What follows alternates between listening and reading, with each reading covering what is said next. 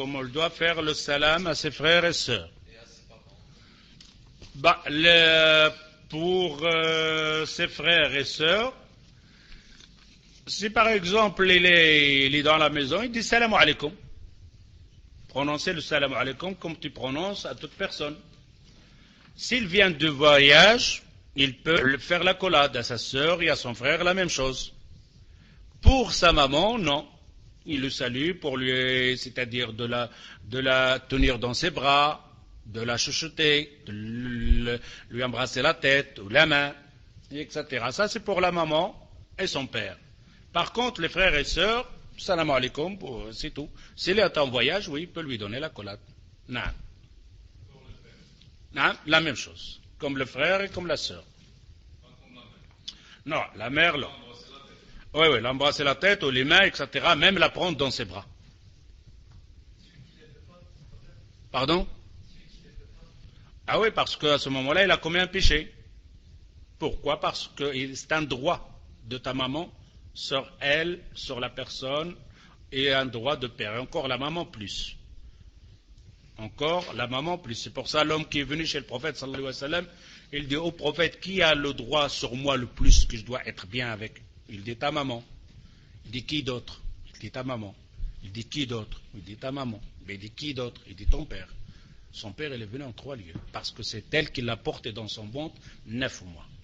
Celui qui l'a eu à casser les reins, qu'il n'arrivait pas à respirer. Et quand elle a couché, il est devenu carrément bleu.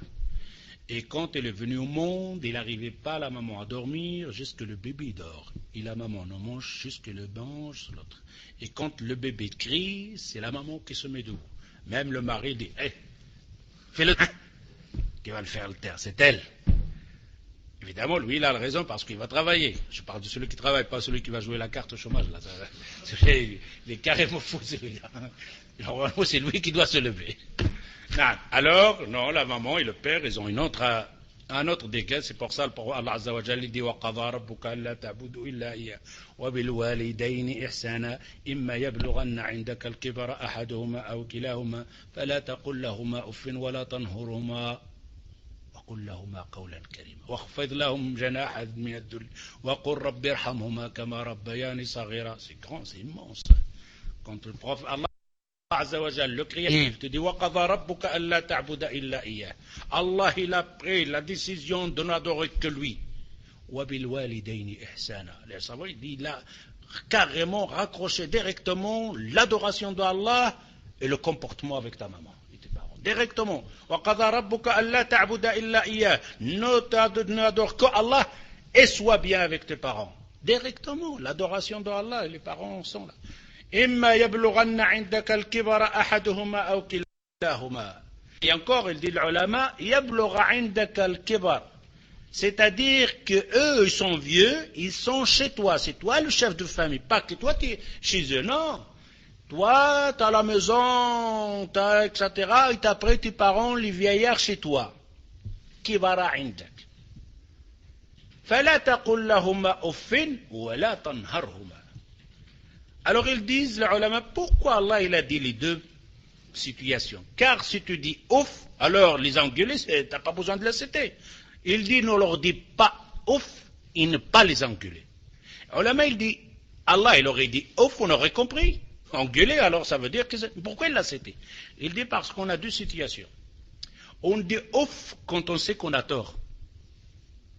Le père, il te dit quelque chose, et ils ont tort, et tu sais que ton père il a raison, il te dit ouf, ouf, ouf, ouf, ouf, ouf.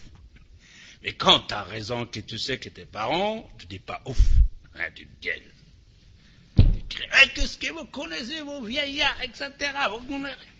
Pourquoi? Parce que tu as raison, ils ont tort. Et c'est pour ça, Allah, il a cité les deux. Ne dis pas ouf, parce que tu sais qu'ils ont raison, et ne lève pas ta voix quand tu as raison, toi.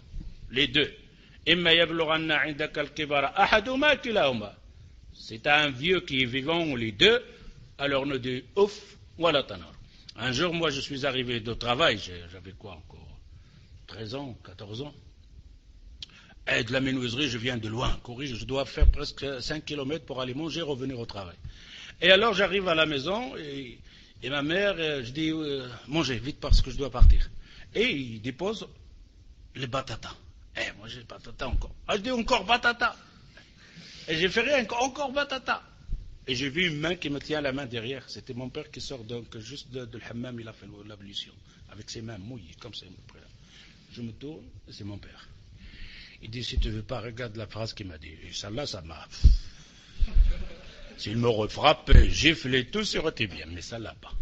Il dit, si tu veux pas la respecter comme ta maman, respecte-la, c'est ma femme. Quand tu auras ta femme, te lève tes voix. Si tu veux des frites, descends en ville. Ça, c'est ma femme. Ne lève jamais ta main sur ma femme. Il ne veut même pas me dire ta maman.